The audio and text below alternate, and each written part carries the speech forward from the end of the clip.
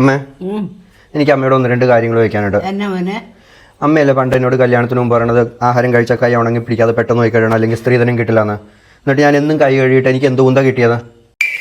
പിന്നെ അമ്മ എന്നോട് പറയില്ലായിരുന്നോ, ഇരട്ടപ്പഴം കഴിച്ച ഇരട്ടപ്പിള്ളേരെ ഉണ്ടാവുമെന്നും പറഞ്ഞ് ആ വീട്ടിലത്തെ എന്തോരം ഇരട്ടപ്പഴം എന്നെ കൊണ്ട് കഴിപ്പിച്ചത്. എന്നിട്ട് ഉണ്ടായിരിക്കണത് ഞാൻ നോക്കി രണ്ടെണ്ണം. പിന്നെ എല്ലാ മലയാള മാസം 1-ാം തീയതി ആദ്യം മധുരം കഴിച്ചു കഴിഞ്ഞാൽ നല്ല സൽസ്വഭാവമായ ഭാര്യയെ കിട്ടുമെന്നും പറഞ്ഞുകൊണ്ട് എല്ലാ മലയാള മാസം എന്നെ കൊണ്ട് എന്തോരം മധുര തീറ്റിക്കാറ്.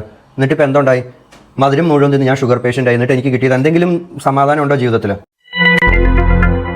കല്യാണം കഴിഞ്ഞപ്പോൾ പറഞ്ഞു ഉപ്പ് കയ്യിൽ കൊടുത്തു കഴിഞ്ഞാൽ വഴക്കുണ്ടാവുമെന്ന് പറഞ്ഞു. അത് കാരണം ഞാൻ ഉപ്പും കൊണ്ട് അവളുടെ 7 അയലക്കത്തകടെ പോലും പോകാറില്ല. എന്നിട്ടിപ്പോൾ ഒരു കലഹം ഇല്ലല്ലോ, സമാധാനമായല്ലോ. പഴഞ്ചൊല്ലും പറഞ്ഞുകൊണ്ടിരുന്നാൽ പോരാ, എൻ്റെ കയ്യിലിരിപ്പും കൂടെ ശരിയാവണം. ഇതൊക്കെ പോട്ടെ നോക്കാം. ചെറുതായിരുന്നപ്പോൾ എനിക്ക് 2 ചുഴി ഉണ്ടെന്ന് പറഞ്ഞ് ഇരട്ട ചുഴിയുള്ളവർക്ക് വലുതാകുമ്പോഴത്തേക്കും 2 കല്യാണം കഴിക്കാമെന്ന് പറഞ്ഞില്ലേ? ഇതുമെല്ലാം നടക്കണ കാര്യമാണ്. ഇനി എന്നാ ഇതൊക്കെ നടക്കണത്?